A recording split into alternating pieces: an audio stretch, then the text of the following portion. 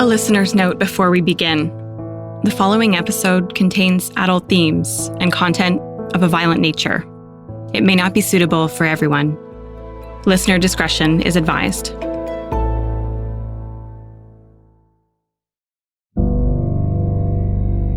At 2 a.m. on Sunday, April 19th, the tiny seaside community of Portapique, Nova Scotia was unrecognizable.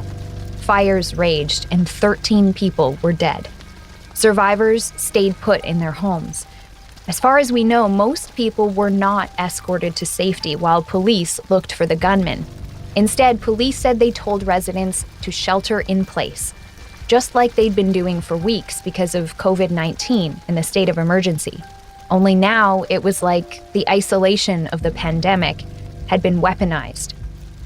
Some have told us they slept in shifts, keeping watch as police cars drove by, not knowing what had happened or who was involved or whether the gunman had been found. Some people who live nearby said they didn't sleep at all.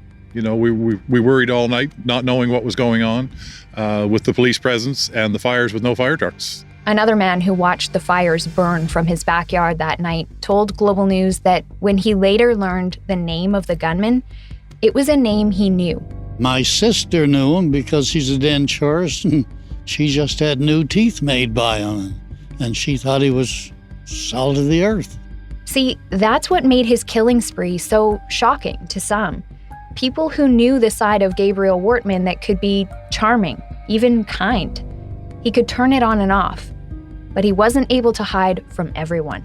I told the people in Portapique what he was doing, like the first time that he had beaten on her, and they said, oh no, he's such a nice guy. Like everybody said, no, he doesn't do anything like that.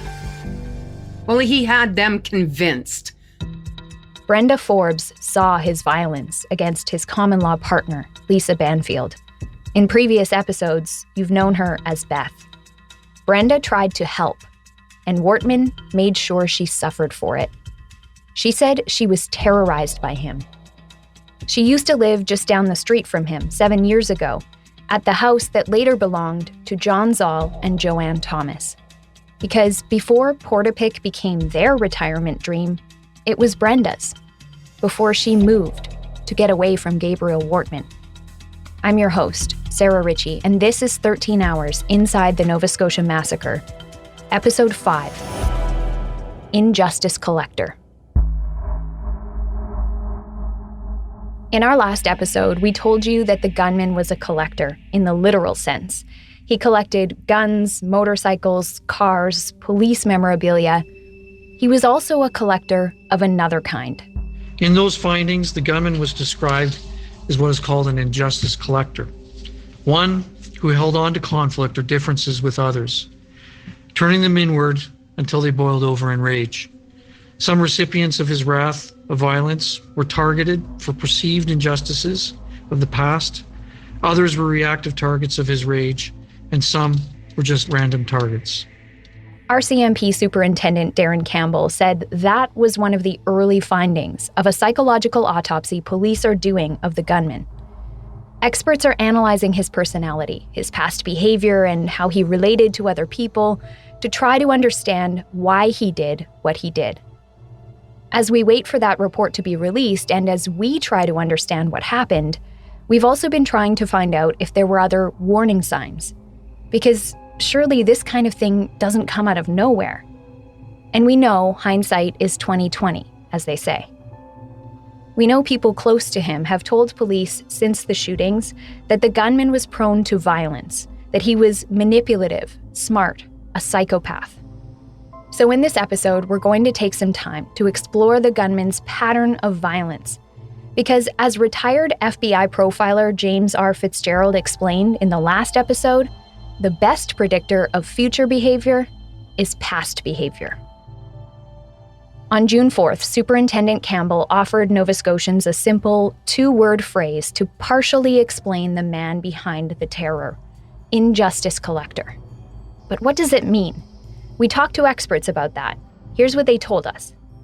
Injustice collectors tend to be middle-aged men, people who make a database in their minds of anyone who's crossed them, and then hold on to those grievances. They let the rage stew for a period of time. The sense that they had been wronged, it multiplies, mutates, and then it spreads. That's how Tracy Vaillancourt described it. She's the Canada Research Chair in School-Based Mental Health and Violence Prevention at the University of Ottawa. She said injustice collectors obsess over trigger points. They ruminate over it with a lot of emotion. And because when they're thinking about these injustices, they're angry, it solidifies and consolidates the memory. And once that happens, then your default way of thinking about the world tends to be hostile. And we call that a hostile attribution bias. So people who collect these injustices think people are against them, the world's against them, people aren't kind, people have done them wrong. And then it becomes almost a self-fulfilling prophecy because now the worldview is so skewed that they see malintent when it doesn't exist. Sometimes this starts in childhood if a person isn't given the right tools to decide whether something is dangerous or harmless. And if a parent is hostile and holds a hostile attribution bias, they tend to then influence their children's thinking in a direction that's negative. So it really is a data bank, right? It's a data bank of people that have done you wrong and you rehearse it. And rehearsing it is terrible because the brain is a use it or lose it organ. And so the more times you use a neural pathway that's negative, that's how your brain's going to now become efficient. And your first response then is going to be hostility. As an example, imagine someone bumping into you at the grocery store. There are two basic ways you can process that in the moment. You can assume the person who hit you wasn't paying attention, or you can assume they did it on purpose. Somebody like Wortman thinks they did it on purpose and they remember it and they rehearse it over and over again about how that person didn't show him the respect that he deserves and how dare they. And then that then leads to that mechanism of moral disengagement where I can treat them poorly. I can murder them even because of all the crummy things they've done to me. They've been doing me wrong for so many years, so they deserve what they get. Injustice collectors tend not to get along well with others, especially their neighbors. They have a history of conflict, and that's something we've learned was a pattern in Wortman's life. The RCMP said so in a press conference on April 28th. There was certainly a fairly sizable amount of information that there were individuals who had a number of disputes with the gunman over a certain period of time, and it appears to be a lengthy period of time. That included everything from associates to business partners to family members.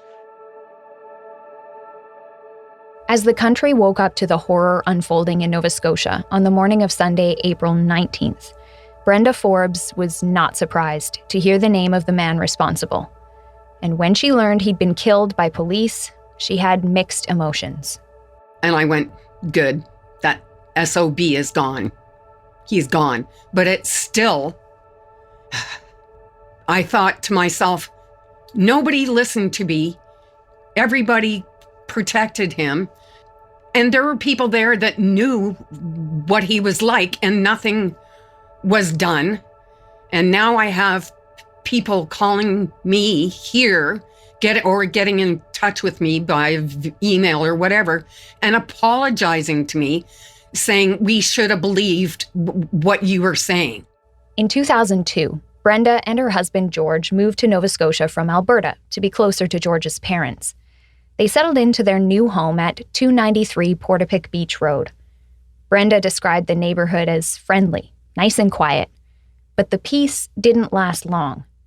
At around the same time, Gabriel Wortman moved into the neighborhood, just a short walk down the road from Brenda.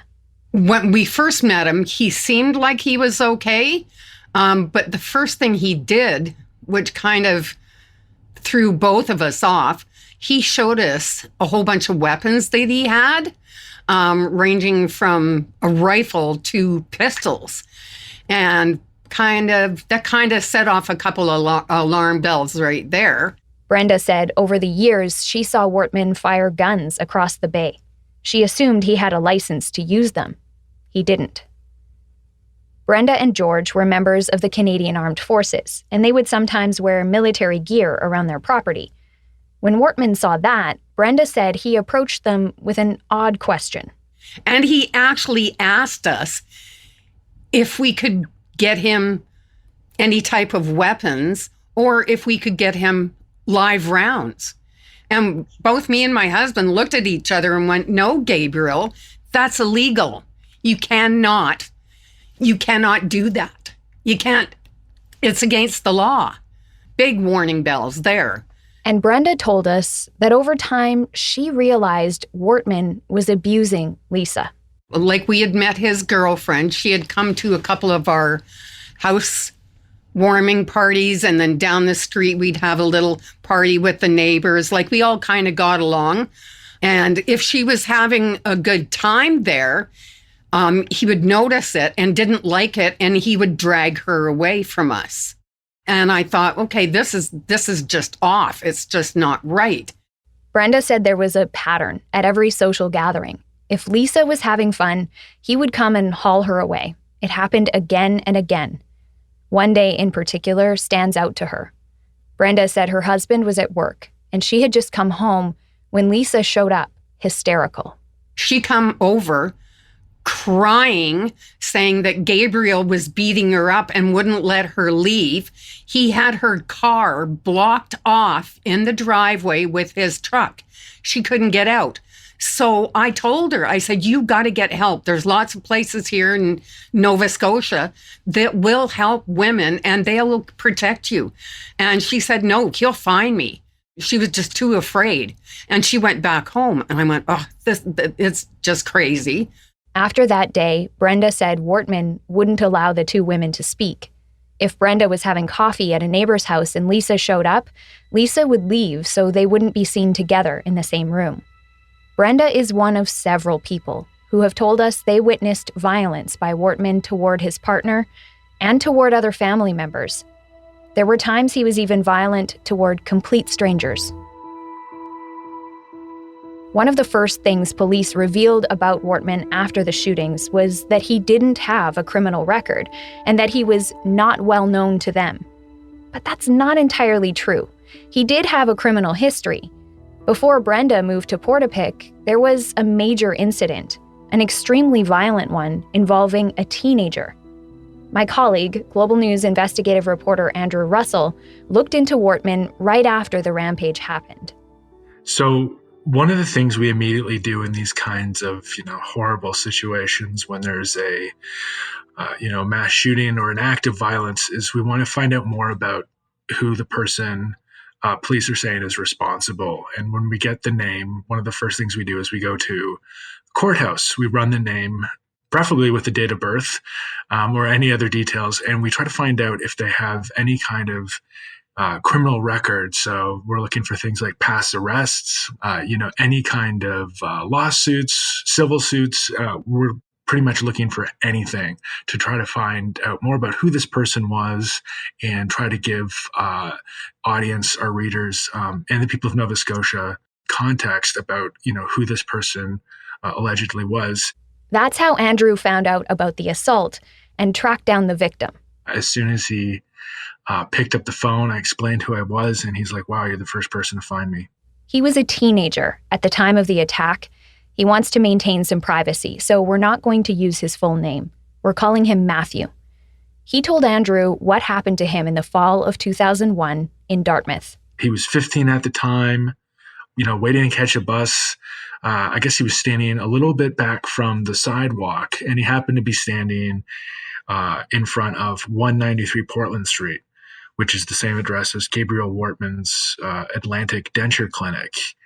And what he remembers is all of a sudden he's standing there, and this guy who he believed to be intoxicated at the time came running out of the building and just in a rage started screaming at him that he was on his property, and then just started hitting him. And then a second person came out and allegedly hit him with a crowbar. He remembers just the look in this guy's eye of just absolute rage and fury. And then catching, just fists in the face and being stomped on. And he just remembers how angry this person was. He remembers later waking up in hospital and speaking to the police. And, it was one of those things where he was just had no idea why he was targeted. It was a chapter of life that, he wanted to move on from. And he also, he had like staples in his head. He had some other scrapes, bruises. He was a 15-year-old kid. This is a horrible, brutal act by two older guys in their mid-30s. So, he just had no idea why it happened. And one of the things he was really frustrated by, I remember, was just how Gabriel Wortman was let off with no jail time. Wortman was 33 years old at the time, and he was arrested and charged with assault. He admitted to the assault and pleaded guilty in January 2002.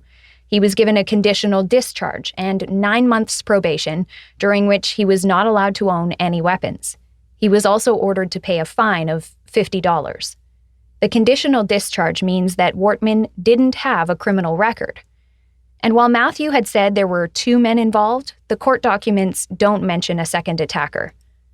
Andrew talked to Matthew about how he felt after learning that Wortman was responsible for the shooting spree in April. But he does remember wishing that police, authorities, lawyers, a judge, somebody had taken this more seriously, especially with the weapons ban. He really wished that the weapons ban had been much, much longer, because he just remembers really vividly just the viciousness of the attack, and why a person who could do this to a 15-year-old kid would ever be allowed to own weapons was something that just he always thought about, and just wished that somebody had stepped in earlier. That assault was not the only thing we were able to learn about the gunman from the courts. As Andrew mentioned, he also looked for civil cases or lawsuits, anything to shed some light on the gunman's past. And that's how we learned about Stephen Zink. Stephen ran an auto shop near Wortman's denture clinic, and he told one of my colleagues at Global News that they were introduced through a friend. Back in 2004, Stephen was having a hard time. Things weren't going well at his shop, and he was on the brink of losing his family home in the Halifax area.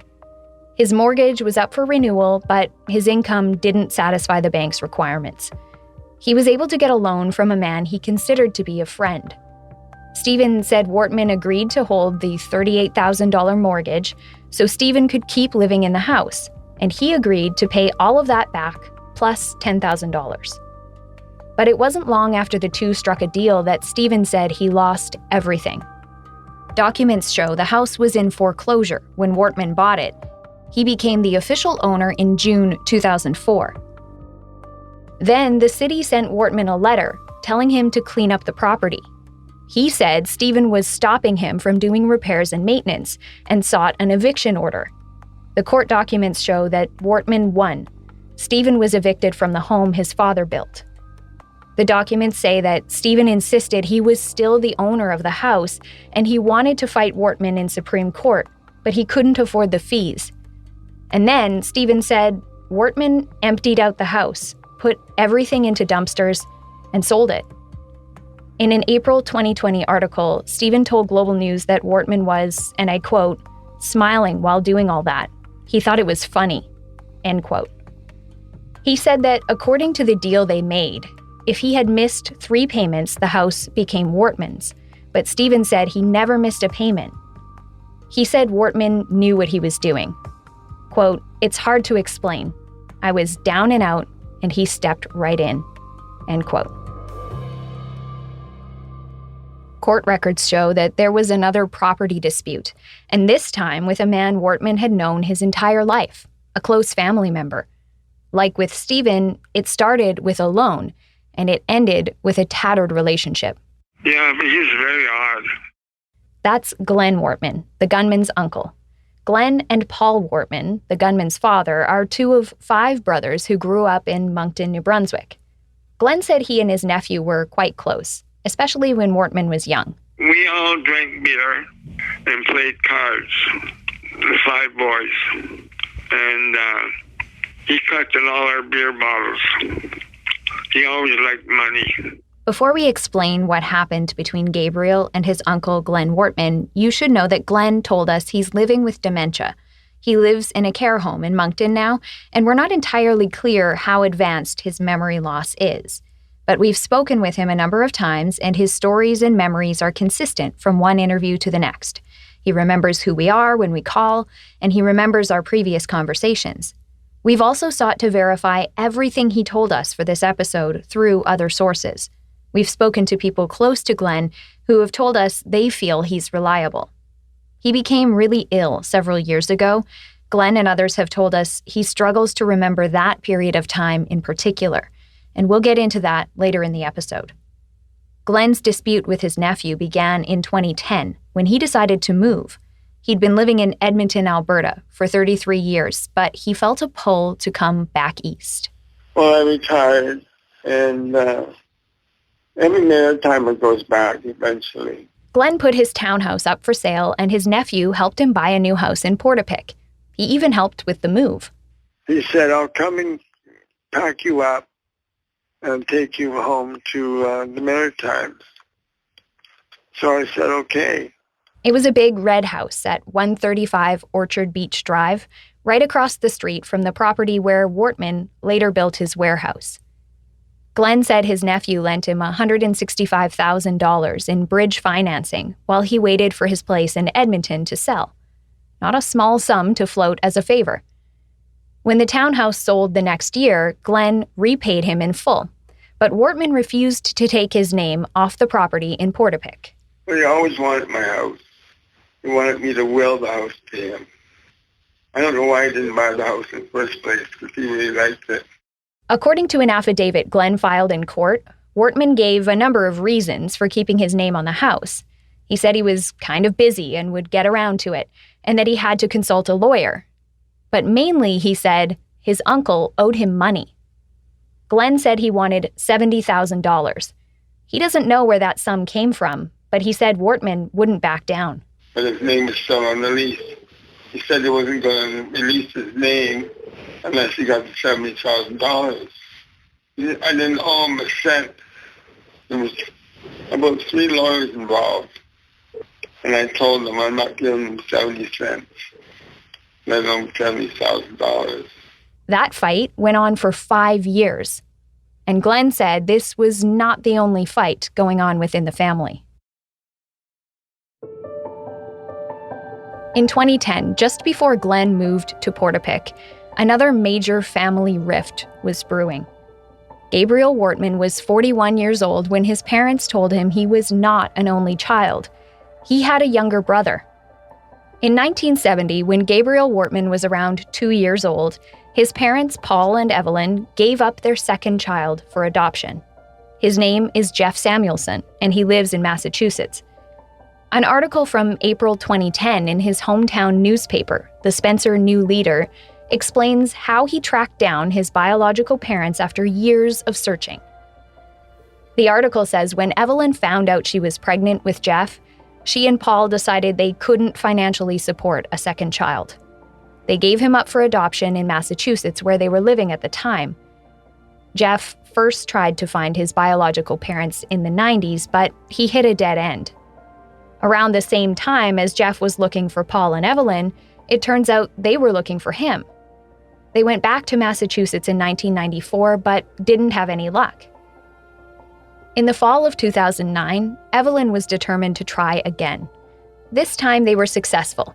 The adoption agency put the three in touch. They exchanged letters, talked on the phone, until they decided to meet on Jeff's birthday in March of 2010. This was a reunion 40 years in the making, and Jeff wanted it to be perfect. The article says Jeff had a friend videotape the reunion so he could hold on to the memory of the moment his biological parents first entered his home and his life. It was a slow introduction as the friend walked Paul and Evelyn through Jeff's house. Jeff's a master carpenter, so he proudly set up photographs of some of his work for his parents to see and photos of his family. But he covered up his own face in those photos. That way, Paul and Evelyn could see him for the first time in person. Then he came in and the three finally met with a warm embrace. Jeff said it felt like skydiving for the first time. The article ends by saying that Jeff's, quote, full-blooded older brother was not present for the reunion. Family members said they agreed it would be best if the two met on a separate occasion, end quote. The article said Jeff and his wife were planning a trip to see the Wortmans soon, possibly on Paul Wortman's birthday, a few months later. And they did. We tried to reach Jeff to talk about this, but he hasn't agreed to an interview. Glenn said the news that he had a brother came as a massive shock to Gabriel Wortman and to him. And it all came to a head at a birthday party Gabriel Wortman hosted for his dad in June of 2010 in Portapique. That's when he met his brother for the first time, but it wasn't the reunion everyone had in mind. Well, I kept saying to Jeff, give Gabriel some time. He'll come around, a bit standoffish, but he'll warm up to you. He's happy to have a brother. Well, I was lying. I thought he would. He never did. He didn't want to know him and didn't want anything to do with him. In a Globe and Mail article published after the shootings, people who were at that birthday party said it came to an abrupt end when a fight started between Wortman and his father. And it seemed like property was at the heart of that fight, too. After the shootings, police interviewed another of Wortman's uncles, one of the retired RCMP officers. His name is redacted from the court documents. But according to those documents, that uncle told police that Wortman was paranoid and that he put his properties in his parents' names because he was worried about the Canada Revenue Agency coming for him. Property records show that Gabriel, Paul, and Evelyn Wortman were all listed on a mortgage for the Portapique cottage in 2002. The uncle told police Paul Wortman refused to take his name off the property, and that is what caused the argument at the party in June 2010. The property records also show that was the year Paul and Evelyn Wortman signed what's called a quit-claim deed for the cottage. They took their names off the property for $1. The original date on those property records is March 2010, the same month of Paul and Evelyn's reunion with Jeff, but they didn't sign them until September. And Glenn and another person close to the family told us that's what really caused the fight over the cottage, was finding out about Jeff so late in his life. They said that surprise permanently damaged the relationship between Wortman and his parents. From what we can tell, there was a pattern of violence between Wortman and his father. Halifax Regional Police say they investigated Wortman for threatening to kill his parents on June 2nd, 2010. A spokesperson said there wasn't enough evidence to lay charges or get search warrants in that case. I don't know for sure if that complaint was related to the birthday party or if someone reported separate threats at around the same time. Paul's birthday is later in the month. And Glenn told us that he once got a disturbing phone call from his nephew. He phoned me and said, Glenn, I'm going up to Moncton and I'm going to kill Paul. He always called Paul, not Dad. I said, don't do that, Gabriel. I said, he's not worth it. I said, you'll end up going to prison and he's not worth it. Glenn said he talked his nephew out of it, but he didn't say whether he reported the call to police. Multiple sources have said Wortman and his father Paul had a history of violence. In fact, one family friend, whose name we've agreed not to use, told us that they immediately called the RCMP on the morning of April 19th when they learned Wortman was a suspect in the ongoing shooting. They wanted to warn police that Paul and Evelyn were likely in danger. And there was another disturbing incident some years ago. In court documents, police say that Lisa Banfield told them Wortman physically assaulted his father when they were all in Cuba, although it's not clear what year that happened. Lisa said Wortman was, quote, smashing Paul's head on the pool and there was blood everywhere, end quote. Glenn told us he isn't sure exactly what started that fight, but he thinks Wortman got drunk and lost his temper. So he hit him, and he hit him, and he hit him, and he hit him. He beat the living shit out of him. It was the drinking. 3 minutes and he left the planet. He was horrible. Glenn said Wortman would stop drinking for months at a time to try to get a handle on it, but then he would relapse. We know Wortman was capable of violence and that he was an injustice collector. But remember, he collected weapons too. And that was well known to family, friends, even neighbors. Glenn remembers Wortman showing them off at a birthday party. And he took all the men into his garage and showed them his collection of guns. I said, Gabriel, are you out of your mind? You're always showing your guns to people. People talk, Gabriel. Yeah. You're going to let the cops know that you've got those guns and they're illegal. You got them from the States illegally. Everybody knew he had those guns, you know. But nobody reported them. To be clear, Glenn said he never reported the guns either. But saying nobody reported him, that's actually not true. Brenda Forbes, the neighbor we introduced you to at the beginning of this episode, said she tried to report Wortman years before the rampage in April. Brenda and Glenn know each other. They lived in the same small neighborhood in Portapique for several years, and they became friends. And in 2013, Glenn told Brenda something that rattled her enough to go to the police. I was at work at the cadet camp, and I was talking to Gabriel's uncle, Glenn Wortman, and he said that there was him and 2 of the other guys from Portapique on Gabriel's property that was in the back area, and Gabriel had Lisa on the ground, and he was strangling her, beating on her. Glenn was just too afraid to do anything, but one of the other guys stepped up and tried to interfere, and Lisa cried out, "Don't stop, you're going to just make it worse." Glenn said he still remembers that night. He was straddling her, laying on her back, on top of her, and choking her. So I said, "Get your goddamn hands off her throat." He got up, and I thought, my God, he's a big, big man. Big fist. He closed his fist and came at me. I thought, oh my God, he's going to knock me into next week. Christ. And Lisa jumped up, ran to the house, got her, took off like a bat out of hell. I thought he was going to follow her, but he didn't. And he didn't hit me either. Lisa phoned me. She was in Truro. And she said, I don't know whether to stay here in a motel or go home to Dartmouth. I said, whatever you do, don't let him catch up to you because he's really out of his mind now. She said, don't worry, Glenn. That's the last time I ever heard from her. Glenn said Lisa really loved Wortman, but he was jealous and controlling. I couldn't figure out why she stayed with him. He was a nice guy when he wasn't drinking. But he could turn like an idiot.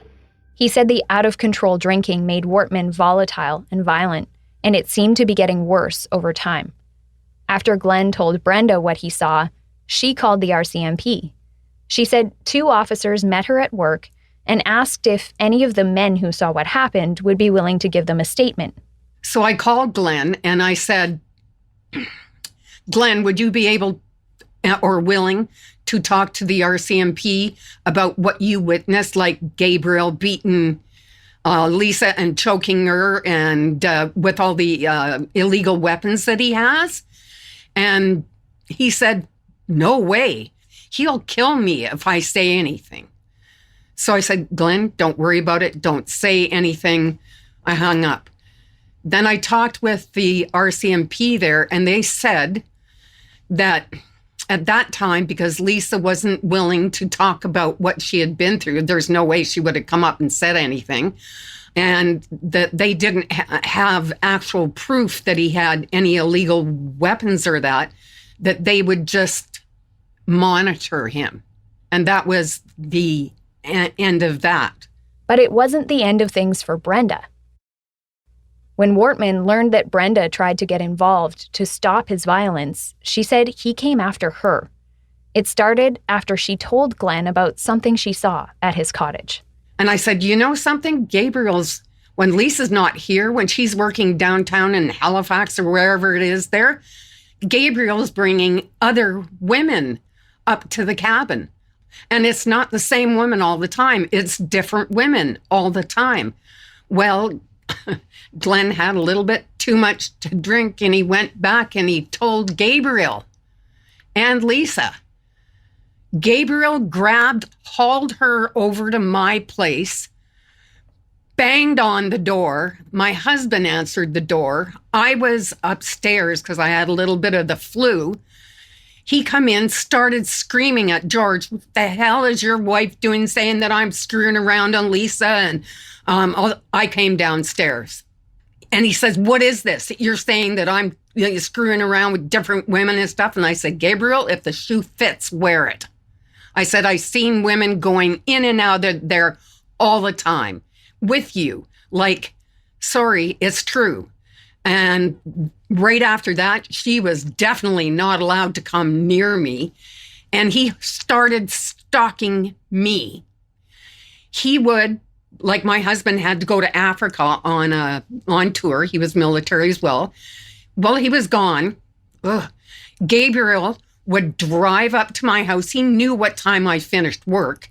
He would drive up to my house, park outside, stare at the house for a good half hour, and then leave. And he did that for a few days. And I went, I got to do something. So what I did was, instead of parking my car at my house, I would park at the end of the road. Like we're at the very beginning of Portapique Beach Road. There was a place on the right-hand side that was vacant. So I pull my car in there and park, and then go through the woods to get to my place, so he wouldn't know that I was at home. But that didn't stop him. Brenda said sometimes she'd even watch from a distance. And it didn't matter if she and her husband were home. Wortman would still be there, watching. And that became unbearable. I just said, this is it. I'm gone. My husband come home. I told him what was going on. George saw him do it once. And then I said, we got to go. We're moving out of here. That's it. The guy's crazy. He's a psychopath. Brenda didn't call the RCMP again after that. She and George just wanted to get away as soon as they could. Both me and my husband are military. And what is grained into us is the going gets tough, the tough get going. That, or suck it up, princess. That was my mindset. Just suck it up and get out of here. They moved to Halifax in 2014, and then 5 years later, they moved back to Alberta. They put more than 4,500 kilometers between them and the bad memories that poisoned Portapique for them. Meanwhile, things continued to break down in the Wortman family. Around 2013 or 2014, Glenn's health took a turn. As we mentioned earlier, he became very sick and was struggling to live on his own. His brother Neil Wortman became his power of attorney and put his house up for sale. Glenn moved to a care home in Moncton, where he still lives. But remember, Gabriel Wortman loaned Glenn money to buy the house, and over the years he had refused to take his name off the deed. In September 2014, lawyers got involved. They agreed the sale would go through, and the money would be held in trust by a law firm until the case could be settled. The house sold, the money was put in trust. Glenn told the court in June 2015 that he was the owner of the house and that he didn't owe his nephew anything. And in July, a judge agreed with him. But Glenn said he could never figure out why this dispute happened in the first place. He and Wortman never spoke again. He actually asked somebody how I was doing. I was surprised. I thought he hated my guts. Why else would he try to get $70,000 out of me? I wasn't wealthy. Gabriel loved to screw people and screw businesses. He loved to make money. Even if it meant losing family members. Kicked me when I was down. I was so sick and he wanted money out of me. The court documents say that Wortman's partner told police the gunman cut off his other family, his parents and uncles, after things broke down with Glenn. The RCMP said at a press briefing on June 4th that he was estranged from the two uncles who were retired Mounties. According to court documents, the uncle who was interviewed by police after the shootings said that Wortman refused to see his brother Jeff again because he reminded him too much of their father, Paul.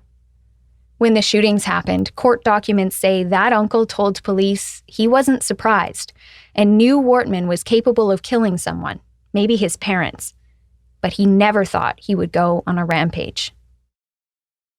After the shootings, journalists began uncovering some of the red flags in Wortman's past, like the assault in 2001, his property disputes, and the police complaint Brenda said she made in 2013. In May of this year, she told Global News that she reported Wortman's violence and his guns. But an RCMP spokesperson told us they had no record of any complaint from Brenda. When one of my colleagues asked an RCMP officer about that, they said there were only a few possible reasons for that disconnect.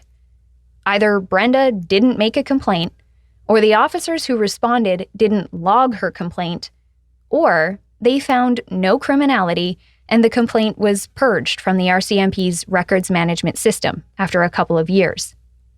That incensed Brenda. She called Glenn to get him to corroborate her story. We joked about a couple little things, and then I said, Glenn, do you remember when I was working at DeBert there at the cadet camp, and you told me all that happened in the back there with Lisa and the other two guys that were watching with you were getting beaten and like all the illegal weapons and stuff. I said, you remember talking about, oh yeah, I remember that. And I said, and you didn't want to talk to the RCMP, why? And he said, well, yeah, he would have killed me. And then he said, I knew that if I stayed there, he would have killed me. When Glenn talked to my producer, Alex Kress, about all of this, he expressed regret about not making that call. I should have called the cops then. I should have told him about the cops about his guns. And can I ask why you never did? I was quite afraid of him. Yeah. He's a loose cannon, you know. But does it surprise you that he hurt so many innocent people? No. No. He would have killed me too, you know. Glenn's big red house on Orchard Beach Drive in Portapique sold in 2015 to Lisa McCulley. She was the teacher and mother of two you met in episode 1, one of the first people Wortman killed on April 18th. And Glenn said he can't help but think Wortman's lingering anger over their dispute years ago was a factor. He wanted that house. He killed that woman because he didn't think she paid enough for my house. It wasn't her fault. Brenda, too, is haunted by this fresh horror. She's talked a lot about what happened to her this year, but it's taken a toll. She lives with work-related PTSD. She has her husband and her service dog, a golden retriever, and she chats with a support group often. But dredging up what she calls a nightmare has been especially difficult because it's a reminder of what could have been. 293 Portapique Beach Road was supposed to be Brenda and George's forever home. They planned to be there for 30 years. But they couldn't stay that close to Wortman, to his violence, his erratic behavior, his illegal guns. In 2017, John Zoll and Joanne Thomas moved in to make it their dream home. And then the man Brenda was terrified of burned it to the ground. John, Joanne, and Lisa were all among Wortman's first victims. It's worth repeating that we don't know why the gunman did what he did on April 18th and 19th. We don't know for sure what injustices he had collected over the years and how that affected his actions that weekend. Only he knew that. But we know that revenge was one of his motivators, and that sometimes it didn't take much to push him over the edge. At the end of the last episode, we told you about the new charges laid in this case, and we want to talk about that a little more in light of what you've just heard in this episode. Wortman's partner, Lisa Banfield, is one of 3 people charged with providing him some of the ammunition he used in the killing spree.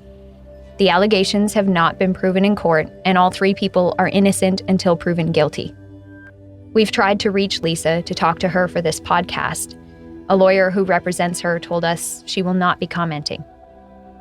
But the fact that RCMP have laid this relatively minor charge in light of the horrific crimes perpetrated by Wortman has been a flashpoint of controversy.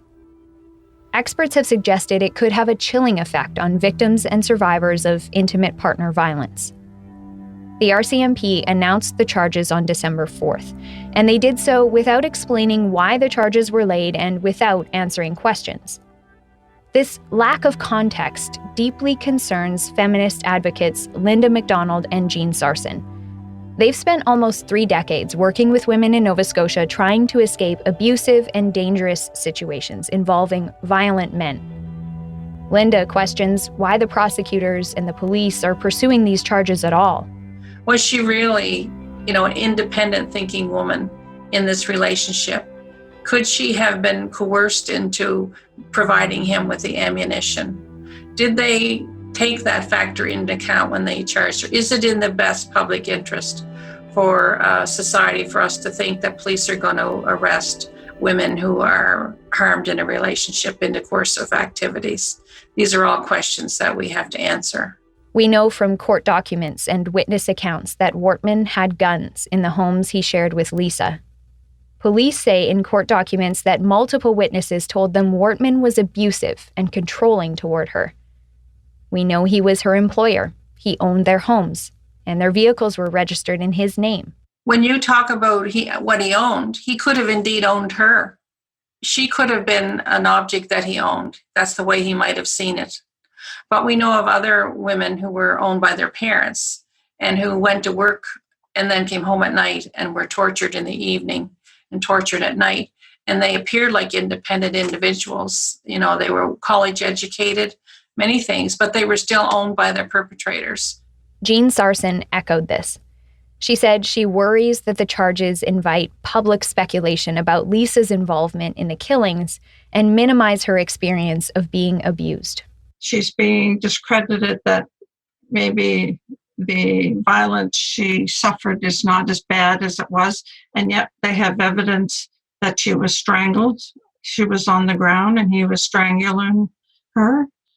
Brenda Forbes gave that evidence to the police, so it's not like she is lying or people are lying about what they saw. The police had that credit, but yet it seems to me that Lisa all of a sudden has become an enemy along with the mass killer, and that raises questions about justice, whether justice can be delivered or whether she's taking a blunt of so-called guilt unfairly. We're not against the RCMP. We're for justice, and we're for bringing the feminist analysis into the discussion. And this is an obvious example of why it's needed. Because without a feminist analysis, Lisa is seen in a very different light. Police have said Lisa and the other 2 people charged had no prior knowledge of the gunman's actions on April 18th and 19th. In light of the charges, there are people raising questions about what Lisa knew. Based on the facts we do know about the case at this point, police have said Lisa was a victim.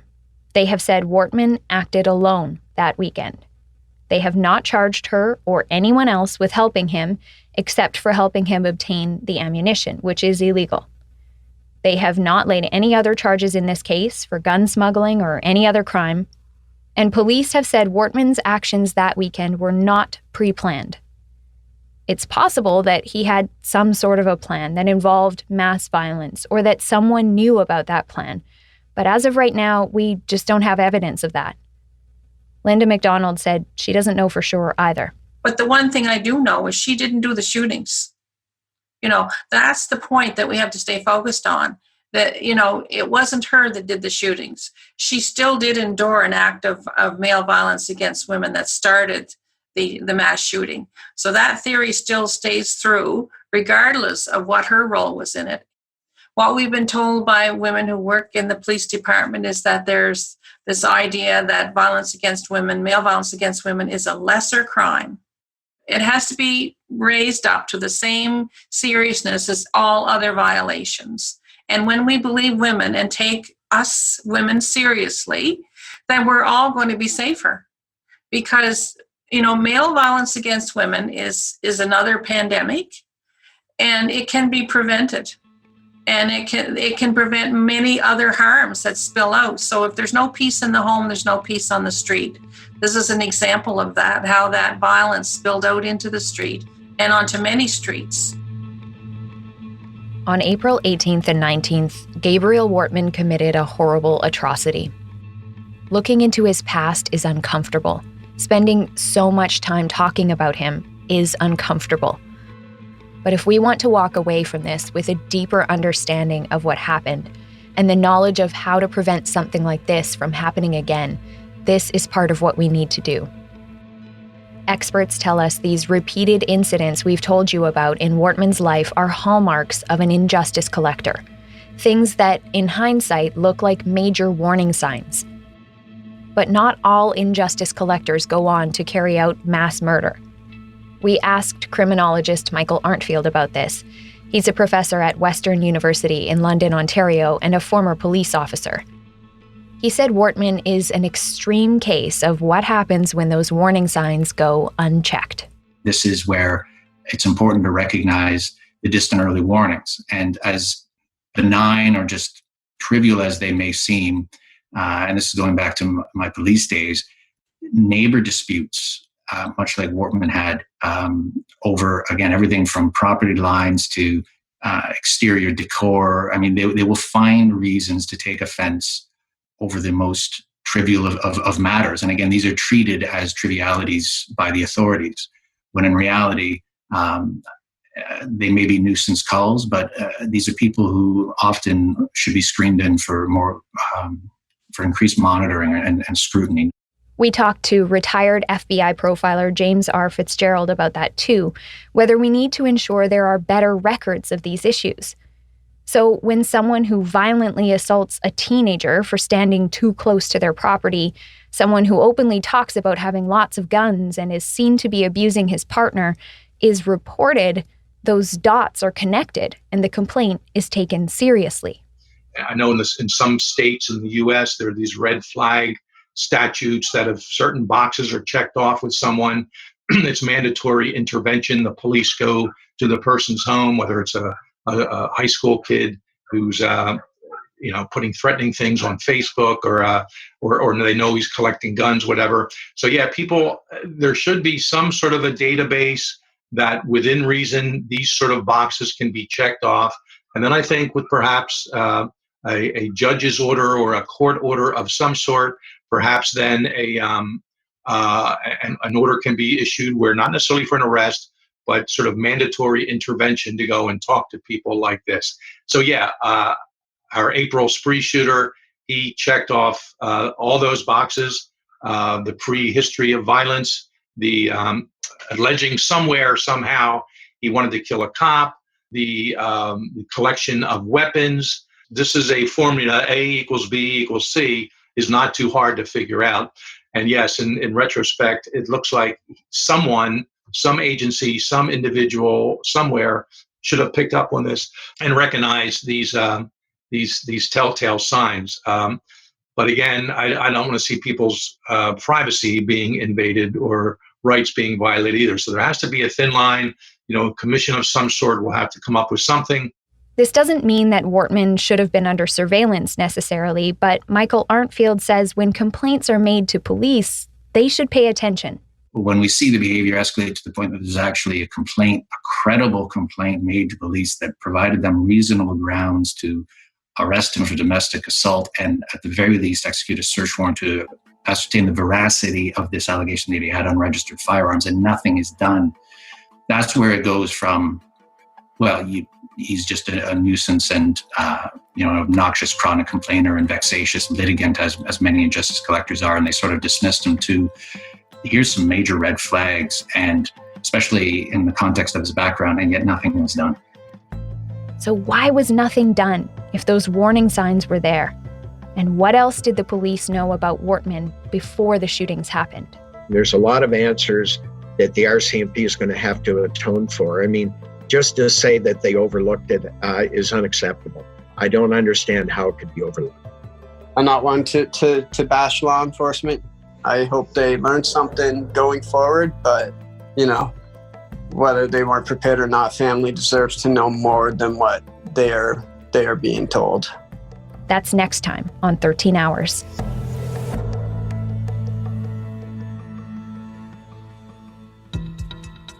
Thank you so much for joining us this week. 13 Hours Inside the Nova Scotia Massacre is written and produced by me, Sarah Ritchie, and Alex Kress. Our story producer is Dila Velasquez. Sound design and audio production by Rob Johnston. Editing assistance from Neil Benedict. Additional reporting for this episode by Global News investigative reporters Andrew Russell, Brian Hill, and Stuart Bell, and former Global News reporter Jane Gerster.